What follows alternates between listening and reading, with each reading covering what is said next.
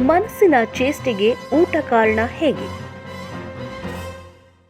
ಮನಸ್ಸು ಅನ್ನೋದು ಈ ದೇಹದಲ್ಲಿ ಒಂದು ಮಂಗ ಇದ್ದಂಗೆ, ಕೋತಿ. ಆ ಮಂಗನ ಚೇಷ್ಟೆಗೆ ಹೆಚ್ಚು ಕಡಿಮೆ ಆಹಾರನೇ ಕಾರಣ. ಈ ನಮ್ಮ ಶರೀರಕ್ಕೆ ಏನು ಆಹಾರವನ್ನು ಕೊಡ್ತೀವೋ ಅದರ ಮೇಲೆ ಸ್ವಲ್ಪ ಚೇಷ್ಟೆಗಳನ್ನು ಈ ನಮ್ಮ ಮನಸ್ಸು ಮಾಡ್ತದೆ.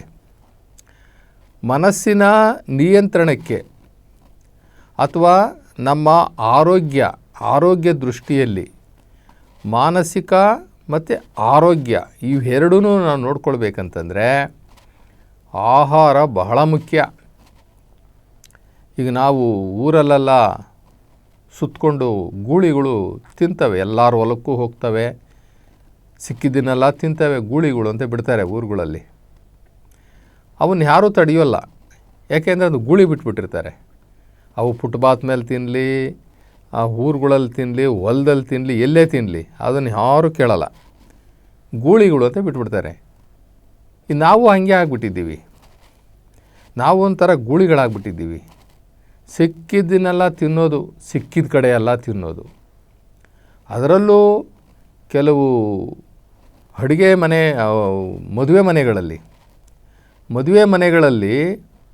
ನೀವು ಆ ಅಡುಗೆ ಮನೆ ಹೋಗಿ ನೋಡಬೇಕು. ಅಲ್ಲೆಲ್ಲ ಯಾವಾಗಲೂ ತಿಂಗಳಿಗೆ 4-5 ಮದುವೆಗಳು ಆಗ್ತವೆ. ಉಳಿದಂತೆ ಅಲ್ಲೆಲ್ಲ ಹೆಗ್ಣಗಳು ಓಡಾಡ್ತಾ ಇರ್ತವೆ, ಇಲಿಗಳು ಓಡಾಡ್ತಾ ಇರ್ತವೆ, ಜಿರ್ಲೆಗಳು ಓಡಾಡ್ತಾ ಇರ್ತವೆ, ಪಲ್ಲಿಗಳು ಓಡಾಡ್ತಾ ಇರ್ತವೆ, ಹಲ್ಲಿಗಳು ಓಡಾಡ್ತಾ ಇರ್ತವೆ.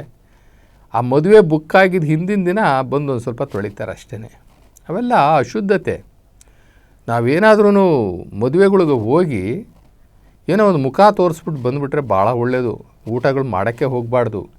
ಯಾಕೆಂದರೆ ಎಲ್ಲ ರೀತಿಯ ಅಡುಗೆಗಳಲ್ಲಿ ಮಾಡಿಬಿಟ್ಟಿರ್ತಾರೆ. ಕೆಲವರಿಗೆ ಆಗುತ್ತೆ, ಕೆಲವ್ರಿಗೆ ಆಗೋಲ್ಲ. ಮದುವೆ ಊಟ ಮಾಡಿ ಬಂದು ಎಷ್ಟೋ ಜನ ಆರೋಗ್ಯವನ್ನು ಕೆಡಿಸ್ಕೊಳ್ತಾರೆ. ಹೀಗೆ ಆರೋಗ್ಯ ವಿಚಾರದಲ್ಲಿ ಭಾಳ ಹುಷಾರಾಗಿರಬೇಕು. ಈ ಆಹಾರದಂತೆ ಮನಸ್ಸು ಅಂತ ಹೇಳ್ತಾರೆ. ಆಹಾರದಂತೆ ಮನಸ್ಸು. ಆಹಾರ ಹೆಂಗಿರುತ್ತದೆ, ಏನು ತಿಂದಿರ್ತೀವಿ, ನಾವು ತಿಂದಂಥ ಆಹಾರದಲ್ಲಿ ಏನಿತ್ತು ಅನ್ನೋದ್ರ ಮೇಲೆ ನಮ್ಮ ಮನಸ್ಸು ಅವತ್ತೆಲ್ಲ ಮನಸ್ಸು ಕೆಲಸ ಮಾಡ್ತಾ ಇರ್ತದೆ. ಮನುಷ್ಯನಿಗೆ ಈ ದೇವರು 3 ರೀತಿಯ ಒಂದು ಸ್ವಭಾವವನ್ನು ಕೊಟ್ಟಿದ್ದಾನೆ. ಈ ಜಗತ್ತಲ್ಲಿ 3 ರೀತಿಯ ಸ್ವಭಾವದ ಮನುಷ್ಯರನ್ನು ದೇವರು ಸೃಷ್ಟಿ ಮಾಡಿದ್ದಾನೆ. ಒಬ್ಬರು ಸಾತ್ವಿಕ ಮನೋಭಾವದವರು, ಇನ್ನೊಬ್ಬರು ರಾಜಸ ಸ್ವಭಾವದವರು, ಇನ್ನೊಬ್ಬರು ತಾಮಸ ಸ್ವಭಾವದವರು. ಹೀಗೆ 3 ಗುಂಪನ್ನು ಮಾಡ್ಬೋದು. ಜಗತ್ತಲ್ಲಿರ್ತಕ್ಕಂಥ ಜನಗಳನ್ನೆಲ್ಲ ಈ ಸ್ವಭಾವದ ಮೇಲೆ ಅಥವಾ ಅವರ ಹಾವಭಾವಗಳ ಮೇಲೆ, ಅವರ ಸಾತ್ವಿಕತೆಯ ಮೇಲೆ ನಾವು 3 ಭಾಗಗಳನ್ನ ವಿಂಗಡಿಸಬಹುದು.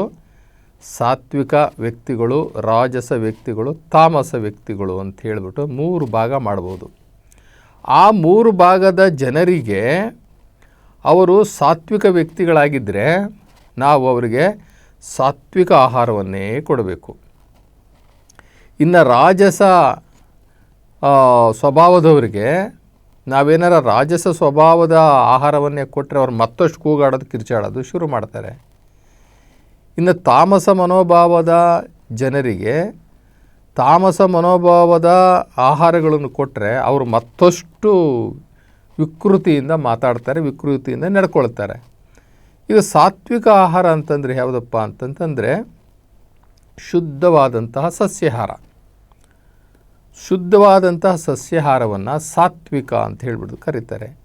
ಹಣ್ಣುಗಳು, ತರಕಾರಿಗಳು, ಕಾಳುಗಳು, ಬೇಳೆಗಳು, ಅಕ್ಕಿ, ರಾಗಿ, ಜೋಳ, ಗೋಧಿ ಇವೆಲ್ಲವೂ ಕೂಡ ಸಾತ್ವಿಕ ಪದಾರ್ಥಗಳು.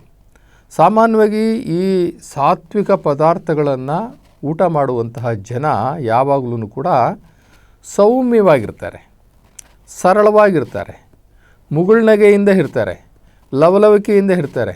ಅವ್ರ ಮುಖ ನೋಡಲಿಕ್ಕೆ ಭಾಳ ಖುಷಿ ಆಗುತ್ತೆ. ಎಂಥ ಎಂಥ ವರ್ಚಸ್ಸಿದೆ ನೋಡ್ರಿ ಅವ್ರ ಮುಖದಲ್ಲಿ, ಎಷ್ಟು ಗಾಂಭೀರ್ಯ ಇದೆ ನೋಡ್ರಿ, ಎಷ್ಟು ಲಕ್ಷಣ ಇದೆ ನೋಡ್ರಿ ಅವ್ರ ಮುಖದಲ್ಲಿ ಅಂತೀವಿ. ಅದೇ ನಾವು ಈ ರಾಜಸ ಮನೋಭಾವದವರು. ಈ ರಾಜಸ ಮನೋಭಾವ ಅಂತಂತಂದರೆ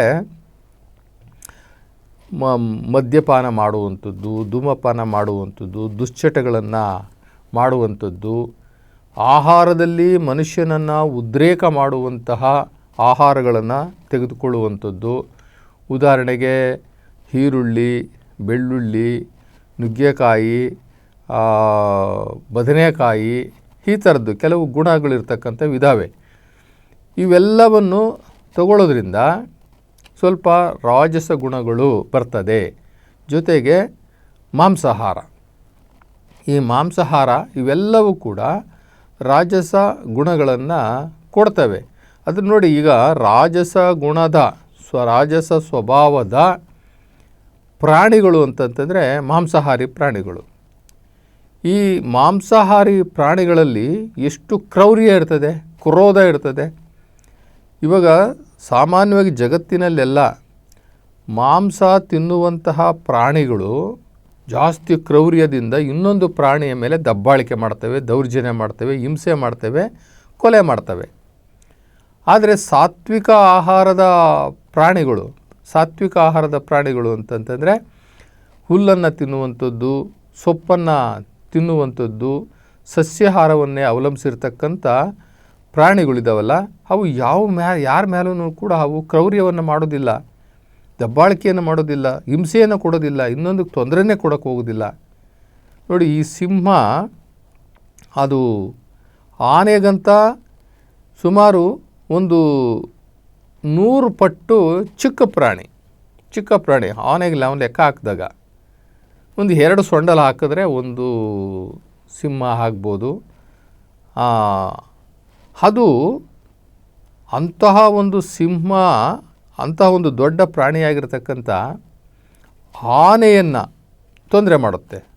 ಇನ್ನು ಆನೆಗೆ ತೊಂದರೆ ಮಾಡುತ್ತೆ ಅಂತಂದರೆ ಇನ್ನು ಸಣ್ಣ ಸಣ್ಣ ಪ್ರಾಣಿಗಳೆಲ್ಲ ಕೊಂದೇ ತಿಂತದೆ. ಅದಕ್ಕೆ ಕ್ರೂರತ್ವ ಹೇಗೆ ಬಂತು ಅಂತಂದರೆ ಅದು ತೆಗೆದುಕೊಳ್ಳುವಂಥ ಆಹಾರ, ಅದರಿಂದ ಅದಕ್ಕೆ ಅಷ್ಟೊಂದು ಕ್ರೂರತ್ವ ಬಂತು. ಮನುಷ್ಯರಲ್ಲೂ ಅಷ್ಟೇ, ಕೆಲವರು ಈ ರಾಜಸ ಸ್ವಭಾವದವ್ರು ಇರ್ತಾರಲ್ಲ, ಅವ್ರ ಮುಖ ಯಾವಾಗಲೂ ಥರ ಕೆಂಡ ಇದ್ದಂಗೆ ಇರ್ತದೆ, ಕೆಂಪಗಿರ್ತದೆ. ಅವ್ರ ಕಣ್ಣುಗಳು ಕೂಡ ಕೆಂಪಗಿರ್ತವೆ. ಅವ್ರ ಮುಖದಲ್ಲಿ ಒಂದು ರೀತಿಯ ದೌರ್ಜನ್ಯದ ಮುಖ ಇರ್ತದೆ, ಗಾಂಭೀರ್ಯ ಇರೋದಿಲ್ಲ, ಥರ ರಫ್ ಆ್ಯಂಡ್ ಟಫ್ ಇರ್ತದೆ. ಮುಖನೇ ಒಂದು ರೀತಿ ರಫ್ ಆ್ಯಂಡ್ ಟಫ್ ಇರ್ತದೆ. ಅವ್ರ ಮುಖ ನೋಡಿದ್ರೆ ಹೇಳ್ಬೋದು, ಇವನು ರಾಜಸ ಸ್ವಭಾವದವನು, ಇವನಿಗೆ ಸಿಡುಕಿದೆ, ದುಡುಕಿದೆ, ಸಿಟ್ಟಿದೆ, ಕೋಪ ಇದೆ, ಇವನ್ನ 4 ಮಾತಾಡಿದ್ರೆ ಜಾಸ್ತಿ, 3 ಮಾತಾಡಿದ್ರೆ ಕಮ್ಮಿ, ಮೇಲೆ ಬಿದ್ದುಬಿಡ್ತಾನೆ ಇವನ ಹತ್ರ ಹುಷಾರಾಗಿ ಮಾತಾಡಬೇಕು ಅಂತ ನಮ್ಮ ಮುಖದಲ್ಲೇ ಅಳೆದು ಬಿಡ್ಬೋದು ಇವನು ಎಂಥ ವ್ಯಕ್ತಿ ಅಂತ ಹೇಳ್ಬಿಟ್ಟು. ಇನ್ನು ತಾಮಸ ಸ್ವಭಾವದ ವ್ಯಕ್ತಿಗಳು, ಇವರು ಅಮಲಿನ ವ್ಯಕ್ತಿಗಳು ಅಂತಂದರೆ ಯಾವಾಗಲೂ ಕೂಡ ಯಾವುದ್ರಲ್ಲೂ ಆಸಕ್ತಿ ತೋರಿಸದೇ ಇರತಕ್ಕಂಥ ವ್ಯಕ್ತಿಗಳು. ಅವರು ಆ ರೀತಿಯ ಮಾದಕ ವಸ್ತುಗಳನ್ನು ನಮಗೆ ಯಾವುದೋ ಒಂದು ಮತ್ತನ್ನು ತರಿಸುವಂತಹ ಪದಾರ್ಥಗಳಿರ್ತವೆ ಅಥವಾ ಬೇಡದ ವಸ್ತುಗಳು ಏನಿರ್ತವೆ ಅದನ್ನೇ ಹೆಚ್ಚು ಅವರು ಸೇವನೆ ಮಾಡೋದ್ರಿಂದ ಅವರಿಗೆ ತಾಮಸ ಗುಣಗಳು ಬರ್ತವೆ. ಹೀಗೆ ಈ ಎಲ್ಲ ರಾಜಸ, ತಾಮಸ, ಈ ಸಾತ್ವಿಕ ಈ ಗುಣಗಳೇನಿದೆಯಲ್ಲ, ಈ ಗುಣಗಳು ನಮ್ಮ ಮನಸ್ಸಿನ ಮೇಲೆ ಪರಿಣಾಮ ಬೀರ್ತವೆ. ಮನಸ್ಸು ಮಂಗನಂತೆ ಹಾಡೋದಕ್ಕೆ ಅದು ಎಲ್ಲದಕ್ಕೂ ಕೂಡ ಮನಸ್ಸು ಅಂತಂದ್ರೇನು, ಈ ಮನಸ್ಸು ಈ ಪ್ರಪಂಚವನ್ನೇ ಸೃಷ್ಟಿ ಮಾಡುವಂತಹ ಒಂದು ಅಗೋಚರವಾದಂಥ ಅದ್ಭುತವಾದಂಥ ಒಂದು ಶಕ್ತಿ. ಅದು ಈ ಮನುಷ್ಯನ ಸೂಕ್ಷ್ಮ ಶರೀರ ಅಂತಲೂ ಕೂಡ ಅದಕ್ಕೆ ಹೇಳ್ತಾರೆ. ಅದು ಇನ್ನು ಕಾರಣ ಶರೀರ ಮತ್ತು ಈ ಭೌತಿಕ ಶರೀರ ಎರಡರ ಮೇಲೂ ಪ್ರಭಾವ ಮಾಡಿ ಎರಡನ್ನೂ ಕೆಡಿಸ್ಬಿಡ್ತದೆ. ಇದಕ್ಕೆಲ್ಲ ಕಾರಣ ಆಹಾರ ಬಹಳ ಬದ್ಧತೆಯಿಂದ ನಾವು ಬಹಳ ಅಚ್ಚುಕಟ್ಟಾಗಿ ಸೂಕ್ಷ್ಮತೆಯಿಂದ ನಾವು ಆಹಾರವನ್ನು ತಗೊಳ್ಬೇಕಾಗುತ್ತೆ. ಇನ್ನೊಂದು ಏನಪ್ಪ ಅಂತಂದರೆ, ಆಹಾರ ನಾವೇನು ತೊಗೊಳ್ತೀವಲ್ಲ, ಆಹಾರ ಅದು ನಮ್ಮ ಶ್ರಮದಿಂದ ಗಳಿಸಿದಂತಹ ಪವಿತ್ರವಾದಂಥ ಆಹಾರ ಆಗಿರಬೇಕು. ನಮ್ಮ ಶರಣರು ಹೇಳ್ತಾರೆ, ಸತ್ಯಶುದ್ಧ ಕಾಯಕದಿಂದ ಸಂಪಾದನೆ ಮಾಡಿದಂತಹ ಆಹಾರವನ್ನೇ ನಾವು ಊಟ ಮಾಡಬೇಕು ಅಂತ ಹೇಳ್ಬಿಟ್ಟು ನಮ್ಮ ಶರಣರು ಹೇಳ್ತಾರೆ. ಸತ್ಯಶುದ್ಧ ಕಾಯಕ ಅಂದ್ರೇನು? ನಾವು ಈಗೇನೋ ಒಂದು ಸಂಪಾದನೆ ಮಾಡ್ತೀವಿ ಅಂತಂದರೆ ಆ ಸಂಪಾದನೆಯಲ್ಲಿ ಯಾರಿಗೂ ಮೋಸ ಮಾಡಿರಬಾರ್ದು, ಯಾರಿಗೂ ಅನ್ಯಾಯ ಆಗಿರಬಾರ್ದು, ಯಾರದೋ ಒಬ್ಬರದು ಕಸಿದು ತಂದಿರಬಾರ್ದು. ಇನ್ನೊಬ್ಬರನ್ನು ಹೊಟ್ಟೆ ಉರಿಸಿ ತಂದಿರಬಾರ್ದು, ಇನ್ನೊಬ್ಬರ ತಲೆ ಹೊಡೆದು ನಾವು ತಂದಿರಬಾರ್ದು. ಅಂಥ ಆಹಾರವು ಕೂಡ ನಮ್ಮ ಮೇಲೆ ಕೆಟ್ಟ ಪರಿಣಾಮವನ್ನು ಬೀರ್ತದೆ. ಆದ್ದರಿಂದ ಸತ್ಯಶುದ್ಧ ಕಾಯಕದಿಂದ ಸರಿಯಾದ ಮಾರ್ಗದಲ್ಲಿ ಸಂಪಾದನೆ ಮಾಡಿದಂತಹ ಆ ಹಣದಿಂದ ನಾವು ಊಟ ಮಾಡಬೇಕೇ ಹೊರತು ಯಾರನ್ನೋ ತಲೆ ಹೊಡೆದು ತೊಗೊಂಡು ಬಂದು ಅದು ಊಟ ಮಾಡಿದ್ರೆ ಅದರಿಂದ ನಮಗೆ ಬರ್ತಕ್ಕಂಥದ್ದು ರಾಜಸ ಗುಣ ಮತ್ತು ತಾಮಸ ಗುಣ, ಸಾತ್ವಿಕ ಗುಣ ಬರೋದೇ ಇಲ್ಲ. ಈಗ ನಮಗೆ ಆ ಊಟದಲ್ಲಿ ಇರ್ತಕ್ಕಂಥ ಆ ಕೆಟ್ಟ ಸ್ವಭಾವ, ಆ ನೆಗೆಟಿವ್ ಎನರ್ಜಿ ಅಂತ ಹೇಳ್ತೀವಲ್ಲ, ಪಾಪದ ಫಲ ಪಾಪದ ಅನ್ನ ಅಂತೀವಿ. ಆ ಪಾಪದ ಅನ್ನ ಏನಾಗುತ್ತೆ ಅಂತಂತಂದರೆ ನಮ್ಮ ಬ್ಲಡ್ಡಿಗೆ ಸೇರಿಕೊಳ್ಳುತ್ತೆ. ಆ ಪಾಪ ಅನ್ನದಲ್ಲಿರ್ತಕ್ಕಂಥ ಆ ಪಾಪ ಏನಾಗುತ್ತೆ ಅಂದರೆ ನಮ್ಮ ರಕ್ತಕ್ಕೆ ಸೇರಿಕೊಳ್ತದೆ. ರಕ್ತಕ್ಕೆ ಪಾಪ ಸೋಂಕು ಆದಾಗ ನಾವು ಹೇಗೆ ಒಳ್ಳೆಯವರಾಗಿರ್ಲಿಕ್ಕೆ ಸಾಧ್ಯ? ನಮ್ಮ ಮನಸ್ಸು ಹೇಗೆ ಒಳ್ಳೆಯದಾಗಿರ್ಲಿಕ್ಕೆ ಸಾಧ್ಯ? ನಮ್ಮ ಬುದ್ಧಿ ಹೇಗೆ ಇರ್ಲಿಕ್ಕೆ ಸಾಧ್ಯ? ನಮ್ಮ ಸ್ವಭಾವ, ನಮ್ಮ ಗುಣ, ನಮ್ಮ ನಡತೆ, ನಮ್ಮ ಚಿಂತನೆಗಳು, ನಮ್ಮ ಆಲೋಚನೆಗಳು ಹೇಗೆ ಚೆನ್ನಾಗಿರ್ಲಿಕ್ಕಾಗುತ್ತೆ? ಇದಕ್ಕೊಂದು ಒಂದು ಕತೆ ನೆನಪು ಬರ್ತಾಯಿದೆ. ಭೀಷ್ಮ ಪಿತಾಮಹ ನಿಮಗೆಲ್ಲರಿಗೂ ಗೊತ್ತು. ಭೀಷ್ಮ ಮಹಾಭಾರತದ ಕೊನೆಯಲ್ಲಿ ಗಂಗಾಪುತ್ರ ಭೀಷ್ಮ ಅಂತ ಕರೀತಾರೆ. ಆ ಭೀಷ್ಮ ಪಿತಾಮಹ ಅವನು ಬಾಣಗಳ ಮೇಲೆ ಮಲಗಿರ್ತಾನೆ. ಆ ಯುದ್ಧದಲ್ಲಿ ಕೃಷ್ಣನ ಆಜ್ಞೆ ಅನುಸಾರವಾಗಿ ಅರ್ಜುನ ಭೀಷ್ಮನಿಗೆ ಮೈ ತುಂಬ ಬಾಣಗಳು ಹೊಡೆದ್ಬಿಟ್ಟಿರ್ತಾನೆ. ಅವನು ಆ ಬಾಣಗಳ ಮೇಲೆ ಮಲಗಿರ್ತಾನೆ, ಆದರೆ ಅವನಿಗೆ ಪ್ರಾಣ ಹೋಗಿರೋದಿಲ್ಲ. ಯಾಕೆ ಅಂತಂದರೆ ಭೀಷ್ಮ ಈ ಇಚ್ಛಾಮರಣಿ, ಇಚ್ಛಾಮರಣಿ. ಅವನಿಗೆ ಯಾವಾಗ ಈ ದೇಹವನ್ನು ತೊರಿಬೇಕು ಅಂತ ಅನಿಸುತ್ತೋ ಆವಾಗ ಅವನು ದೇಹವನ್ನು ತೊರಿಬೋದು. ಅಲ್ಲಿಯವರೆಗೂ ಅವನ ಆತ್ಮ ದೇಹದಲ್ಲೇ ಇರ್ತದೆ. ಅವನು ಈ ಮಹಾಭಾರತದ ಮಧ್ಯಭಾಗದಲ್ಲೇ ಅವನು ಸತ್ತೋಗಬೇಕಾಯಿತು. ಅವನು ಸಾಯೋಲ್ಲ, ಆ ಬಾಣಗಳ ಮೇಲೆ ಮಲಗಿರ್ತಾನೆ. ಯಾಕೆ ಅಂದರೆ ಮಹಾಭಾರತದ ರಿಸಲ್ಟ್ ನೋಡ್ಕೊಂಡು ಹೋಗ್ಬೇಕು ನಾವು. ಅನ್ಯಾಯ ಗೆಲ್ತದ, ಮೋಸ ಗೆಲ್ತದ, ಸತ್ಯ ಉಳಿತದ, ಇವೆಲ್ಲವನ್ನು ಕೂಡ ಲಾಸ್ಟ್ ಫೈನಲ್ ರಿಸಲ್ಟ್ ನೋಡ್ಕೊಂಡು ಹೋಗಬೇಕು ಮಹಾಭಾರತದ್ದು ಅಂತೇಳ್ಬಿಟ್ಟು ಬದುಕೇ ಇರ್ತಾರೆ. ಕೊನೆಗೆ ಕೌರವರೆಲ್ಲ ನಾಶ ಆಗ್ತಾರೆ, ಪಾಂಡವರಿಗೆ ಜಯ ಸಿಗುತ್ತೆ. ಜಯ ಸಿಕ್ಕಿದ ಮೇಲೆ ಈ ಪಂಚಪಾಂಡವರು ಮತ್ತು ದ್ರೌಪದಿ ಇವರೆಲ್ಲರೂ ಭೀಷ್ಮ ಪಿತಾಮಹನನ್ನು ನೋಡಲಿಕ್ಕೆ ಬರ್ತಾರೆ. ಭೀಷ್ಮ ಪಿತಾಮಹ ಆ ಬಾಣಗಳ ಮೇಲೆ ಮಲಗಿರ್ತಾನೆ. ಇವರನ್ನು ನೋಡಿ ಬಹಳ ದುಃಖ ಪಡ್ತಾನೆ. ಆವಾಗ ಅವರು ಬಂದು ನಮಸ್ಕಾರ ಮಾಡಿ ನಾವು ಜಯಿಸಿದ್ವಿ ಅಂತ ಅಂದ್ಬಿಟ್ಟು ಹೇಳ್ತಾರೆ. ಆವಾಗ ಅವನು ಏನು ಹೇಳ್ತಾನೆ, ನೋಡಿ ಯಾವತ್ತಿದ್ರೂ ಕೂಡ ಸತ್ಯ ಒಂದು ದಿನ ಗೆಲ್ಲೇಬೇಕು, ಅಸತ್ಯ ಒಂದು ದಿನ ನಾಶ ಆಗಲೇಬೇಕು. ದೌರ್ಜನ್ಯ, ಕ್ರೌರ್ಯ, ಆಸೆ, ದುರಾಸೆ ಇವು ಯಾರಿಗೂ ಇರಬಾರ್ದು. ಎಲ್ಲದಕ್ಕೂ ಒಂದು ಹಿತಿಮಿತಿ ಇರಬೇಕು. ಯಾರು ಕೆಟ್ಟ ಮಾರ್ಗದಲ್ಲಿ ಹೋಗ್ತಾರೆ ಅವರು ಒಂದು ದಿನ ಅವನತಿಯನ್ನು ಕಂಡೇ ಕಾಣ್ತಾರೆ. ಅದಕ್ಕೆ ಈ ಮಹಾಭಾರತವೇ ಸಾಕ್ಷಿ ಅನ್ನುವಂತಹ ಅಮೂಲ್ಯವಾದಂತಹ ಬುದ್ಧಿವಾದವನ್ನು ಪಾಂಡವರಿಗೆ ಹೇಳ್ತಾನೆ ಭೀಷ್ಮ ಪಿತಾಮಹ. ಆವಾಗ ಎಲ್ಲರಿಗೂ ಬಹಳ ಭಕ್ತಿ ಬರ್ತದೆ, ಇವ್ರ ಮೇಲೆ ಪೂಜ್ಯತೆ ಬರ್ತದೆ. ಆದರೆ ದ್ರೌಪದಿ ಈ ಮಾತನ್ನು ಕೇಳಿಸ್ಕೊಂಡು ನಗಲಿಕ್ಕೆ ಶುರು ಮಾಡ್ತಾಳೆ. ಆವಾಗ ಕೇಳ್ತಾನೆ ಭೀಷ್ಮ, ಯಾಕೆ ತಾಯಿ ನಗ್ತಾ ಇದೆಯಾ? ಯಾಕೆ ನಗ್ತಾ ಇದೆಯಾ?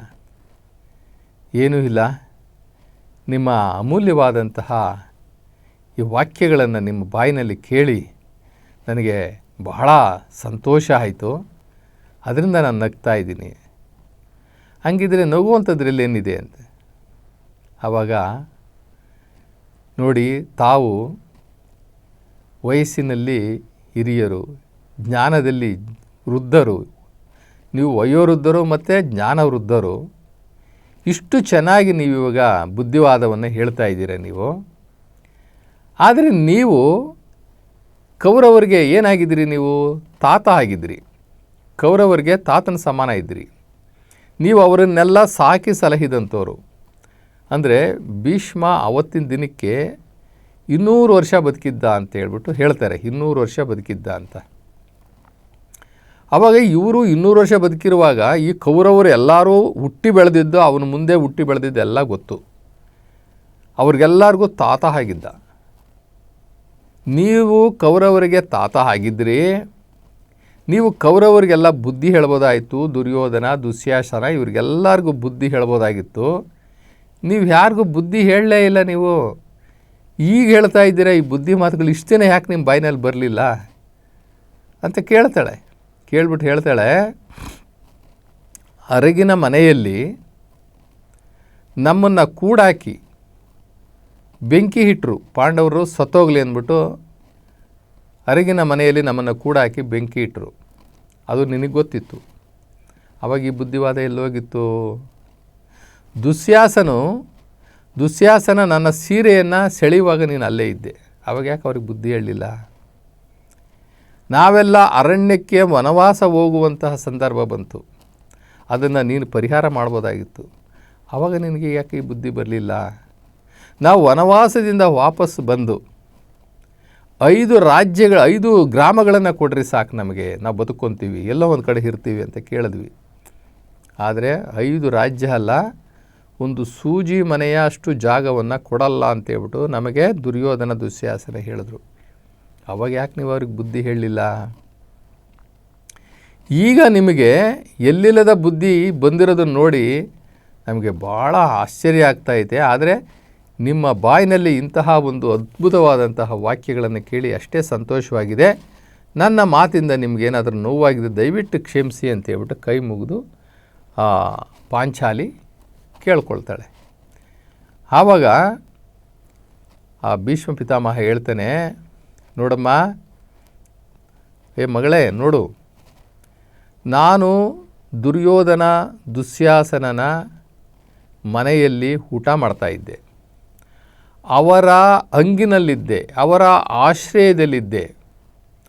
ಅವರ ಮನೆಯ ಅನ್ನವನ್ನೇ ತಿಂದು ನಾನು ಬೆಳೆದಿದ್ದರಿಂದ ನನಗೆ ನನ್ನ ರಕ್ತದಲ್ಲಿ ಸಂಪೂರ್ಣವಾಗಿ ಪಾಪವೇ ತುಂಬಿತ್ತು.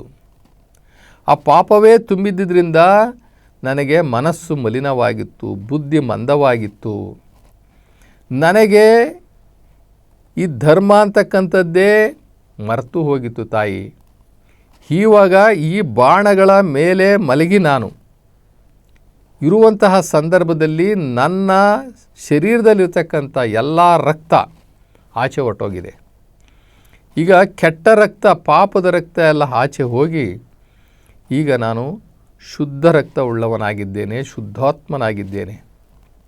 ಆದ್ದರಿಂದ ನನಗೆ ಗೊತ್ತಿಲ್ಲದಲೇ ನನ್ನ ಬಾಯಿನಲ್ಲಿ ಇಂತಹ ಮಾತುಗಳು ಬರ್ತಾ ಇದೆ ಅಂತ ಹೇಳ್ತಾರೆ. ಇಲ್ಲಿ ನಾವು ಒಂದು ವಿಚಾರ ಮಾಡಬೇಕು. ಪಾಪದ ಅನ್ನ ಅನ್ನುವಂಥದ್ದನ್ನು ಅಲ್ಲಿ ಪ್ರಯೋಗ ಮಾಡ್ತಾ ಇದ್ದಾರೆ.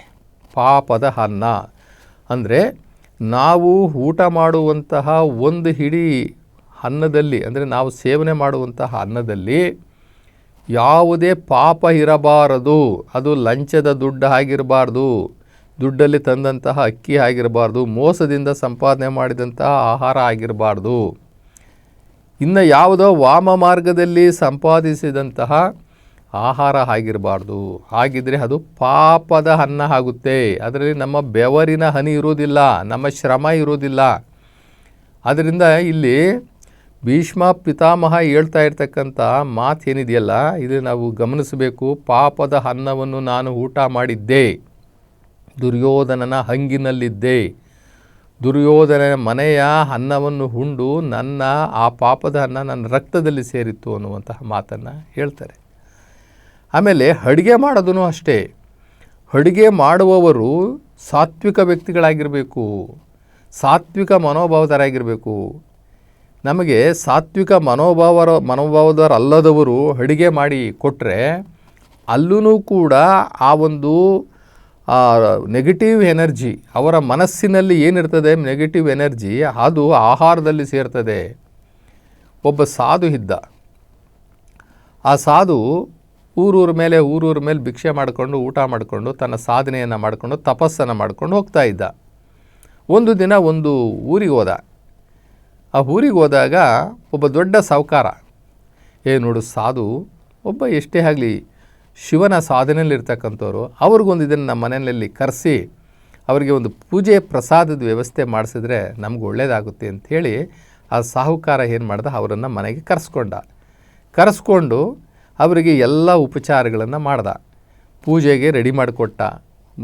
ಪಾತ್ರೆಗಳು, ಮಜ್ಜನ ಮಾಡಲಿಕ್ಕೆ, ತಟ್ಟೆ, ಹೂವು ಇಟ್ಕೊಳ್ಳಿಕ್ಕೆ ಎಲ್ಲ ಊಟದ ವ್ಯವಸ್ಥೆ ಜೊತೆಗೆ ಪೂಜಾ ವ್ಯವಸ್ಥೆಗೆ ಎಲ್ಲ ಬೆಳ್ಳಿಯ ತಟ್ಟೆ, ಬಂಗಾರದ ತಟ್ಟೆಗಳನ್ನೇ ಕೊಟ್ಟ.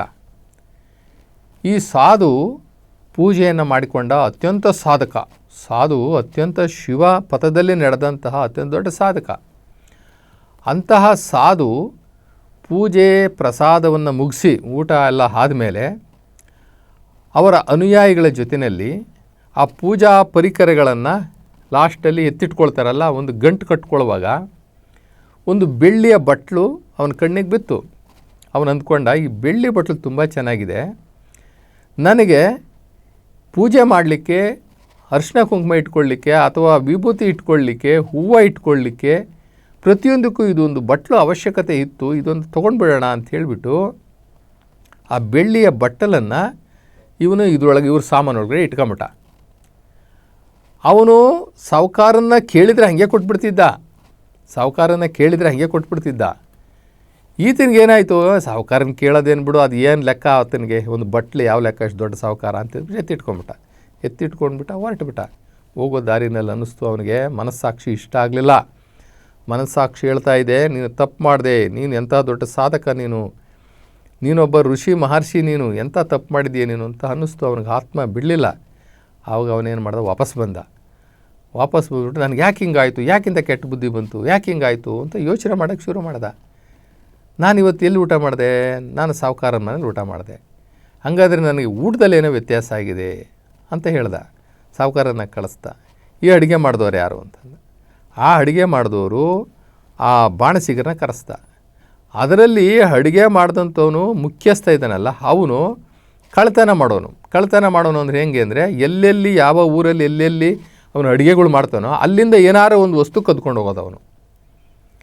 ಆ ಒಂದು ಕೆಟ್ಟ ಗುಣ ಇತ್ತು ಅವನಿಗೆ. ಅವನು ಮಾಡಿದ ಅಡುಗೆಯಿಂದ ಈ ಸ್ವಾಮಿಗೂ ಈ ಮಹರ್ಷಿಗೂ ಅದೇ ಬುದ್ಧಿ ಬಂದ್ಬಿಡ್ತು. ಆವಾಗ ಹೇಳ್ದ, ನೋಡಿ, ಇವನು ಕೈನಲ್ಲಿ ನಾನು ಊಟ ಮಾಡಿದ್ದಕ್ಕೆ ಇವತ್ತು ನನಗಿಂತ ಕೆಟ್ಟ ಬುದ್ಧಿ ಬಂದಿದೆ ಅಂತ ಹೇಳಿ ಆ ಬೆಳ್ಳಿಯ ಬಟ್ಟಲನ್ನು ವಾಪಸ್ಸು ಕೊಟ್ಟು ಕ್ಷಮೆ ಕೇಳಿ ತಮ್ಮ ಎಲ್ಲ ಅನುಯಾಯಿಗಳಿಗೆ ಹೇಳ್ದ, ಆಹಾರದಲ್ಲಿ ಎಚ್ಚರಿಕೆಯಾಗಿರಬೇಕಪ್ಪ, ಅದು ಸತ್ಯವಾಗಿರಬೇಕು, ಶುದ್ಧವಾದಂಥ ಆಹಾರವನ್ನೇ ತಗೊಳ್ಬೇಕು ಅಂತ. ಇದೆಲ್ಲವೂ ನಿದರ್ಶನಗಳು, ಇವೆಲ್ಲ ಸುಳ್ಳಲ್ಲ ಅಥವಾ ಏನೋ ಒಂದು ಕತೆ ಕಟ್ಟಿ ಹೇಳುವಂಥದ್ದಲ್ಲ. ಆಹಾರ ನಮ್ಮ ಮನಸ್ಸಿನ ಮೇಲೆ ಮತ್ತು ನಮ್ಮ ಬುದ್ಧಿಯ ಮೇಲೆ ತುಂಬ ಪ್ರಭಾವ ಬೀರುವಂಥದ್ದು ಇದು ಆಹಾರಗಳು. ನಾವು ಅಡುಗೆ ತಯಾರು ಮಾಡೋರು ಕೂಡ ಶಿವಸ್ಮರಣೆಯಿಂದ ಬಹಳ ದೈವಿಕ ಭಕ್ತಿಯಿಂದ ಅಡುಗೆಯನ್ನು ತಯಾರು ಮಾಡಬೇಕು. ಮೊದಲು ಎಲ್ಲ ಹೇಳ್ತಾಯಿದ್ರು, ಏನಾದರೂ ಒಂದು ಶ್ಲೋಕ ಹೇಳ್ಕೊಂಡು, ದೇವರ ಒಂದು ಶ್ಲೋಕ ಹೇಳ್ಕೊಂಡು ಅಥವಾ ದೇವರ ಹಾಡನ್ನು ಹೇಳ್ಕೊಂಡು ಅಡುಗೆಗಳು ಮಾಡ್ತಾಯಿದ್ರು. ಆದರೆ ಇವಾಗ ಅದೆಲ್ಲ ಹೋಯಿತು.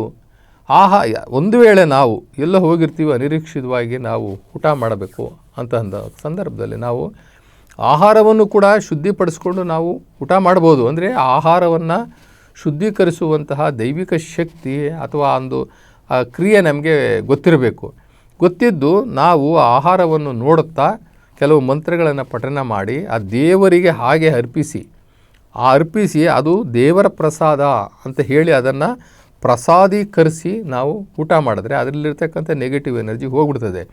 ಯಾವುದೇ ಊಟವನ್ನು ದೇವರಿಗೆ ಅರ್ಪಿಸಿ ಪ್ರಸಾದೀಕರಿಸಿ ನಾವು ಅದು ಪರಮಾತ್ಮನ ಪ್ರಸಾದ ಅಂತ ಹೇಳಿಬಿಟ್ಟು ನಾವು ಕಣ್ಣಿಗೊತ್ಕೊಂಡು ದೇವ ಸ್ಮರಣೆಯಿಂದ ಊಟ ಮಾಡಿದ್ರೆ ಅದರೊಳಗಿರ್ತಕ್ಕಂಥ ದೋಷಗಳು ಹೋಗಿಬಿಡ್ತವೆ.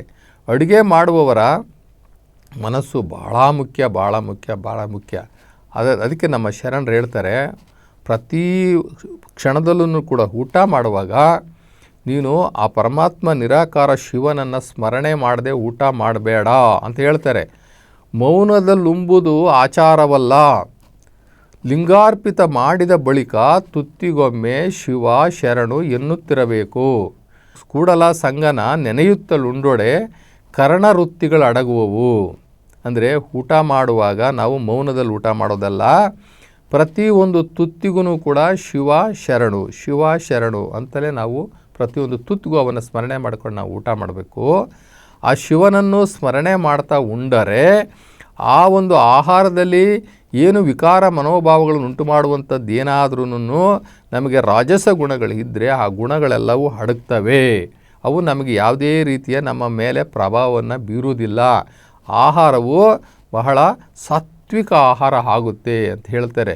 ಮೌನದಲ್ಲುಂಬುದು ಆಚಾರವಲ್ಲ, ಲಿಂಗಾರ್ಪಿತ ಮಾಡಿದ ಬಳಿಕ ತುತ್ತಿಗೊಮ್ಮೆ ಶಿವ ಶರಣು ಎನ್ನುತ್ತಿರಬೇಕು. ಕೂಡಲ ಸಂಗನ ನೆನೆಯುತ್ತಳುಂಡಳೆ ಕರ್ಣವೃತ್ತಿಗಳು ಅಡಗುವವು ಅಂತ ಹೇಳ್ತಾರೆ. ಇನ್ನು ನಾವೆಲ್ಲ ಮಾಡೋದೆಲ್ಲ ಮಾಡಿಬಿಟ್ಟು ಯಾರ್ದೋ ಮನೆಗೆ ಹೋಗ್ಬಿಟ್ಟು ಬಡ್ಡಿ ತಿನ್ನೋರ ಮನೆ ಅಲ್ಲಿ ಊಟ ಮಾಡಿಬಿಟ್ರೆ, ಬಡ್ಡಿ ತಿನ್ನೋರ ಮನೇಲಿ ಊಟ ಮಾಡಬಾರ್ದು ಅಂತ ಹೇಳ್ತಾರೆ. ಬಡ್ಡಿ ಅಂತ ಮಹಾಪಾಪ ಅಂತ ಹೇಳ್ತಾರೆ. ಬಡ್ಡಿ ಅಂತಕ್ಕಂಥದ್ದು ಕಷ್ಟದಲ್ಲಿರೋರಿಗೆ ಕೊಟ್ಟು ಮತ್ತಷ್ಟು ಅವರಿಗೆ ಕಷ್ಟ ಕೊಟ್ಟು ಅವರಿಂದ ವಸೂಲಿ ಮಾಡೋದು ಅಂತ.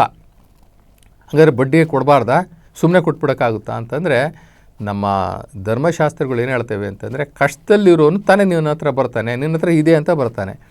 ನೀನು ಅವರಿಗೆ ಕಷ್ಟದಲ್ಲಿದ್ದೀಯಾ ಅಂತ ಹೇಳ್ಬಿಟ್ಟು ಹಣ ಕೊಡು. ಯಾವ ರೀತಿ ಕೊಡಬೇಕು ಅಂತಂದರೆ, ನೀನು ದೇವರಿಗೆ ಕೊಡ್ತಾ ಇದ್ದೀನಿ ಅಂತ ಕೊಡು. ನಿನಗೆ ವಾಪಸ್ ಬಂದರೆ 1 ಲೇಸು, ಬರದಿದ್ದರೆ 2 ಲೇಸು ಅಂತಾರೆ.